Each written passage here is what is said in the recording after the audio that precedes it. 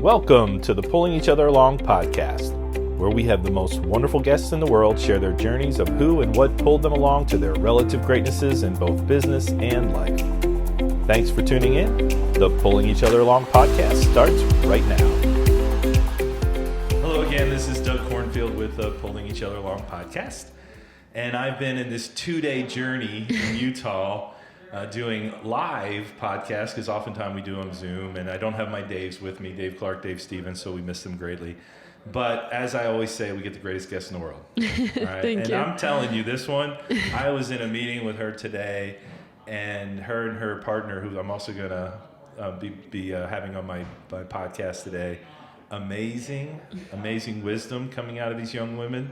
So much so that when it came my turn to give a presentation, I told the gentleman beside me, if they give any advice, I literally wanted him to videotape the guys so that I could capture it all and not be trying to write notes down. I'm a terrible note taker. So I'm so glad to have Brooke on with us, Brooke Casanova, from this area. Yeah, I am. Provo, Utah, so you're very close. Yeah. Beautiful mountains, scenes that you get to live by here. Yeah. So welcome to the Pulling Each Other Along podcast. Thank and if you. you don't mind, you've been so successful, yeah, from what I can tell.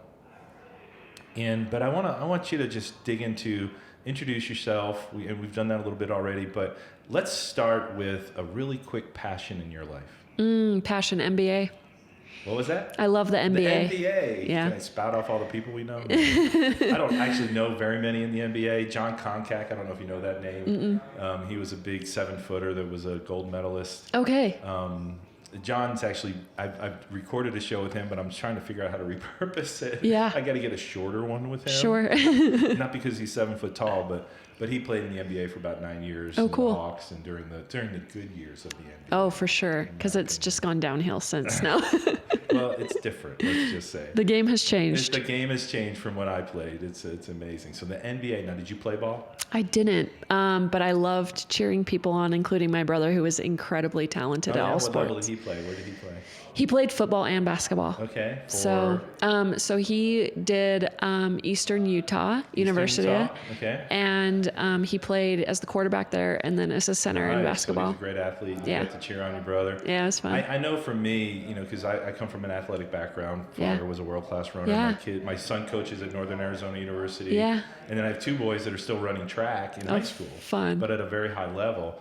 And once you start cheering your own family on and you have a connection like that, your own kids, it makes it harder to get excited about a pro team. It's true. You don't know, because let's say you're into it when your kid's racing, or you're into it when your brother. And I remember my older brother was a star football player and really taught one of the top football teams in Pennsylvania in Wilson High School.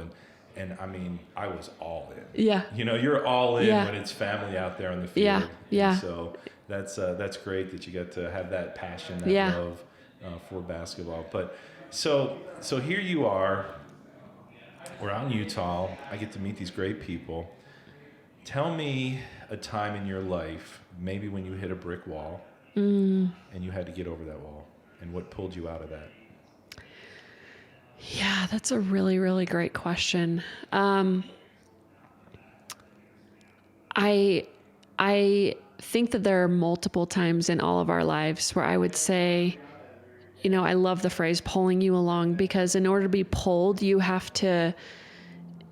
really have to give permission to the person pulling you. It's not being pushed along. Pushed along is they're behind you, shoving you into the future, right? Your future self. But being pulled along is like dragging you into the person that you can become, and you giving permission for them to do that. And I would say that there was a time in my life where I just hit some pretty significant walls in business, and I was actually selling and doing a lot of selling and making a lot of money for other people's companies, but I was hiding behind their companies in order to do it. And I'll never forget, it was this woman that I met at a mastermind, and we had gone on a cruise together, and I just knew that it wasn't fulfilling anymore. I was making good money, but there was no fulfillment, because the client, I would close them and then hand them off to the business, right? That I closed them for. And I just knew I was meant for more than just closing people and making commissions doing that. And I was on a conversation with her one day and I was just crying because I was just like, I've had some experiences that have been hard that have like put me in a place where I felt like the way that I would do really, really well is by hiding and being behind someone else's business so I didn't have to be the face. And she just looked at me over a Zoom call and she was like, Brooke, it's time to come out of hiding. And just her saying that also initiated a conversation in my head where there were going to actually be people that were supporting me coming back on stage instead of like doing all the stage work behind the scenes. Okay. And it was just a really significant moment in my life. And I thank Stephanie for her doing that because it was a pattern interrupt to what I was doing. Okay. And it invited me to like start acting as the person that I was capable of becoming. Wow. And she treated me bigger than I saw myself that day. Nice. And from that moment, like I really claimed an identity, which was that from now on, I am someone that enables myself and others to be bigger. Right. And I think it served a lot of people by me playing big and by helping others play big. But it came down to that moment when Steph looked at me and she said, it's time to come out of hiding. Right, we love that. I mean, we call our events Disability, Dream, and Do, and you've been introduced a little bit to that, but it really comes from a quote we often use from Dave Clark where he says there's two types of dreamers. There's dreamers that dream, and then there's dreamers that dream and do, and in your case, dream and do big. Mm-hmm. And so I like that. And of course, Dave Clark wanting to play professional baseball on crutches, he was dreaming pretty big, and the small chances of him actually being able to accomplish that dream and then to parlay like he did is amazing. So how are you helping people do that? Yeah. So I think that we help CEOs that are either preparing to exit their company or having some sort of identity crisis because they have played big, but no one's holding the space for them to declare what playing bigger looks like. Okay. And without that like big vision, no matter who you are, there's going to be a lack of creativity. There's going to be a lack of drive. There's going to be a lack of ambition. There's going to be a lack of hope. Mm-hmm. And that destroys a creator and someone that's a high achiever. And so me and my business partner, Cassie, we love creating mastermind rooms that allow them to be in the right room with new people, taking on a new identity and declaring what they want and then actually giving them a blueprint to go get it. Wow. And it's really special what happens in that room because there's a lot of vulnerability that's required. Okay. Because one of the hardest questions, which is interesting because we think it would be the easiest, but one of the hardest questions that most people can't answer on a dime is, what do you want? Most people don't know what they want. And so they're kind of surprised at what life is giving them. Right. But it's not because they're a bad person or they just have bad luck. It's just that they haven't chosen. And they haven't declared what they want. And they haven't had a Steph come into their life and be like, come out of hiding and let's declare what you want. And let's have you some like cheerleaders and some infrastructure and some activities that will help you to have breakthroughs that can like cut through that resistance and help you to become the person that you want to become so that you can get what you want and do what you want to do. Wow. We should end right there. It's like, well, we got a lot more time and I want to use it. So it's like, no, there's it's just amazing. I really don't know how old you are and we don't have to disclose, but you seem wise beyond your years. Oh, you're so kind. From what I can tell. And it's funny, it's interesting, like in my recent journey of just doing this huge pivot, we were selling honey and other products to raise money for the camps, getting speaking events, trying to sign movie deals, doing that, all those kind of things. And, and then our whole world got knocked over, like many people in the COVID world. And so instead of coming out and trying to redo that, because I didn't feel like we could level up with that process, I met I don't even know if he's 30 yet, Josh Tapp. And here I'm learning from him. I'm an experienced business person. I was a vice president for a company that was growing, and I was a senior financial advisor at Merrill Lynch. I guess you could say I've had some successes. Yeah. And but now we're doing this new thing, and we're reaching for the stars, and you get knocked over, and you get back up. And then I needed something different. Yeah. But I needed coaching from the younger generation. Sure. Who didn't really have humble all of the you. mud, who didn't have all the mud of the way it was done in the 90s and the way it was done in the 2000s and the way it was done in 2010. And how refreshing it was to get that strategy built. Oh, for sure. To get our train not just on the track again, but actually moving. Yeah. And so that's really exciting. And so I look at you as kind of one of those people that people can really draw from to get their train rolling again. Or in your case, a lot of transition. Is that correct? Sure. Well, and I think that you, one, it says so much about you that you are willing to like learn from Josh, because you are very wise and you have a lot of experience. And I would say that the majority of my friends are over 55 for that reason. I'm like, they just have a lot of wisdom that I can pull from. And my entire philosophy in life has been, let's prevent the problems instead of respond to them. So that's good. That's a little different than our philosophy. And so it's like, I just think that what allows you to become wise is, I call it like a T-shaped individual. It's like they have a lot of breadth from life, but they have a lot of depth. And the depth comes from like the opposition and the resistance that you just talked about. Like the resistance in our life, whenever I face resistance, I'm like, if I get over this, that's going to be my greatest opportunity and biggest miracle.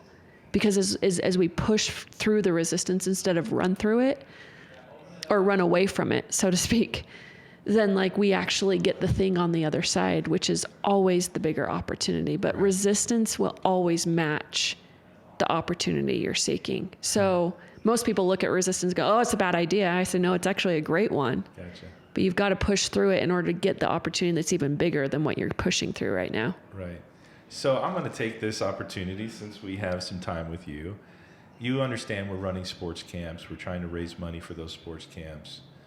I have these incredible stories. Dave Clark. I really didn't even introduce Dave Stevens to you. He's my other co-host, 7-time Emmy Award winner with ESPN, who was born with no legs. Yeah. 3-sport athlete. Just these amazing men in these two cases. But we have women and other things in our books as well that are amazing.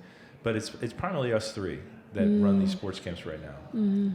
And they have such an impact for these families, because these families are, in a lot of times, they can't pay the ticket, the $5 parking, if there's parking to come into our camps. Yeah. Or that's a pain to them. Yeah. And so we bring this event, we let them see these folks that have excelled in spite of really serious challenges.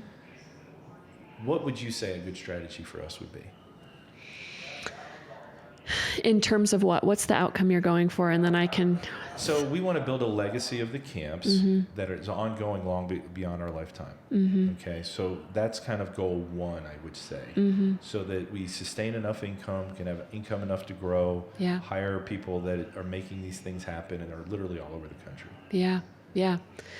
I think the wealth market is really important to look in that arena for, and not just people in the wealth market, but people that they know they're miserably rich, I might say, and they know that the only way to get out of their misery is to give back and to give of service, because service changes people. Service and getting outside of ourselves is what actually creates the connection and the fulfillment that we actually want in our life that no amount of money could ever solve. And so they could give the asset of money, but in return, they'd give back so much more than what they paid for, literally. Absolutely. In terms of the significant contribution that those people that you're running camps for do for them. Right. And the impacts that they get to see. And so if I were you, my strategy would be, who do I know in my network or industry that is miserably rich, that needs an opportunity to get outside themselves and see the life that they've been given and the life that has been created for them, that is working so beautifully if they choose it, just like these young athletes are choosing it, and say, okay, yeah, you're going to do something small, which is going to give me the money in order to support this. But in return, you're going to get something even bigger, which is you're going to get a perspective on life that you haven't been exposed to.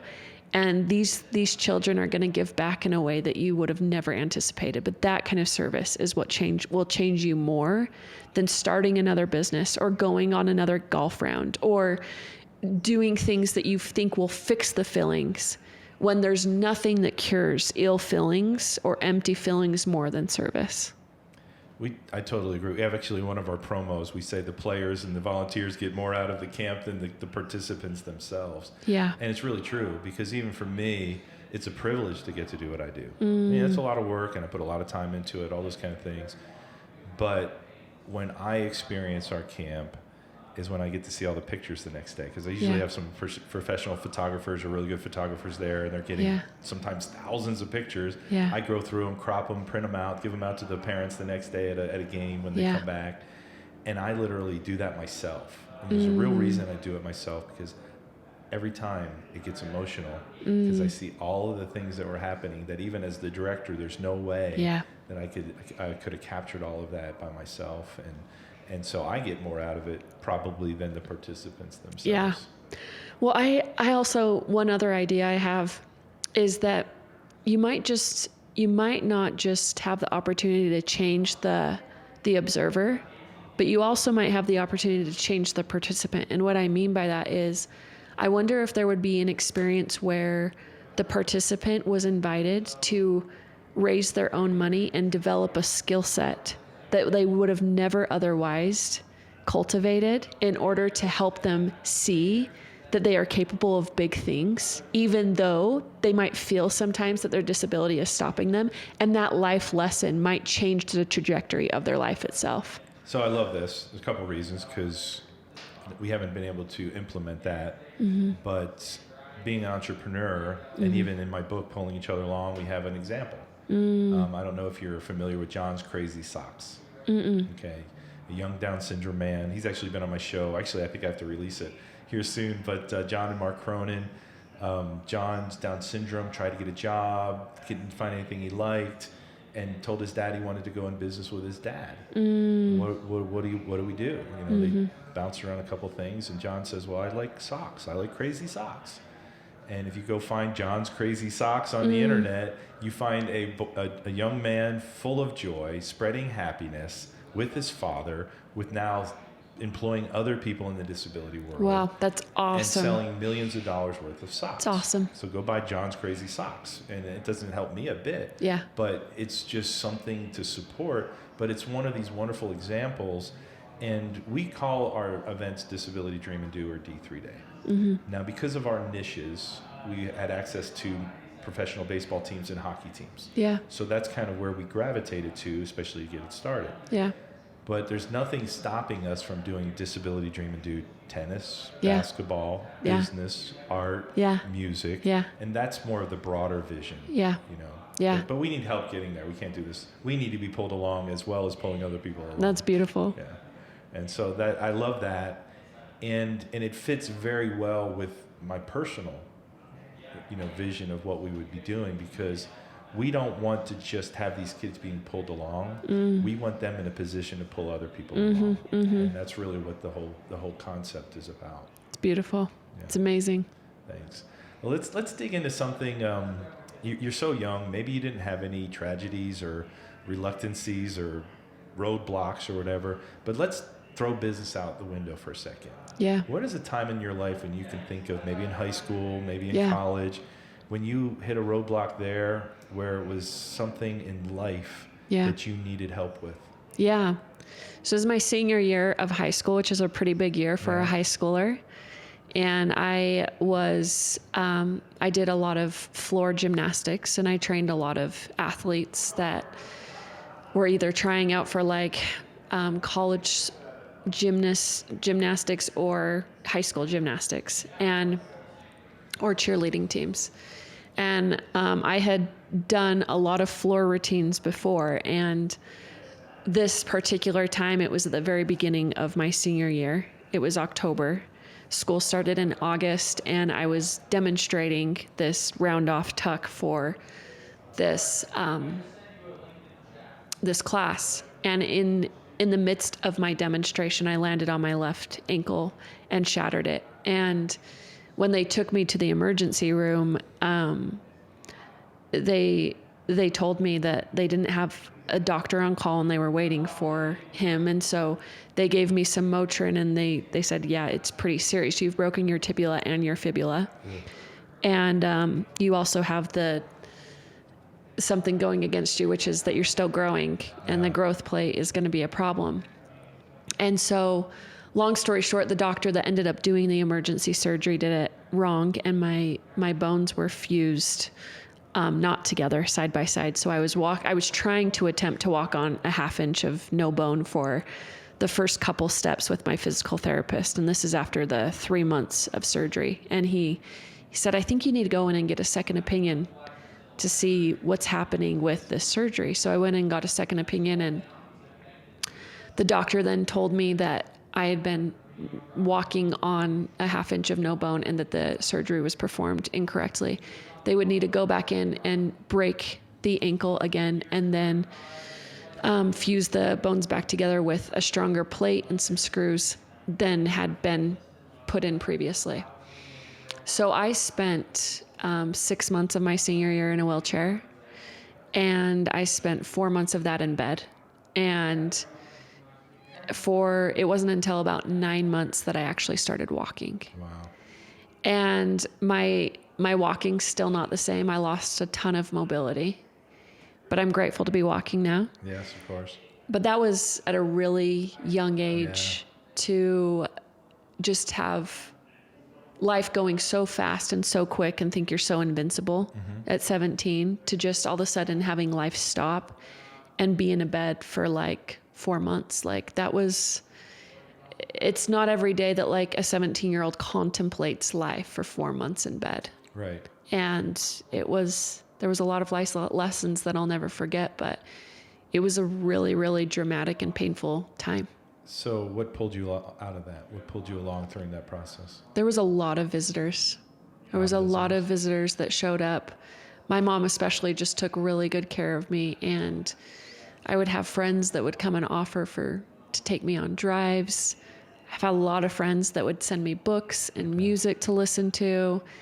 And I had a lot of really good school teachers that let me finish my senior year at home and finish my coursework there. And I just felt, I had a sense that there were a lot of people rooting for me, even though I spent a lot of my hours alone. Yeah. So you had a tribe. Yeah, it was great. Tribe. Yeah. So let's end with one bit of advice that you would give a pulling each other along audience. A lot of our folks are business people that listen to this podcast because we talk about business and life. But, you know, it meshes together for so many of us. People say you have your business life, your home life. And I even heard today in one of our talks, you really don't. We have a life, and we have to manage those things. But what would be one bit of advice that you could give and leave with our audience? I think to lead more with what you can give instead of what you can get. You'll always get more by giving first than you ever will by getting first. Perfect. Thanks for joining us. Thank you so much. Thank you for joining us on this episode of the Pulling Each Other Along podcast. If you were inspired today, please share this episode and let us know in the comments section. Don't forget to thank and let those great people in your life know how they pulled you along.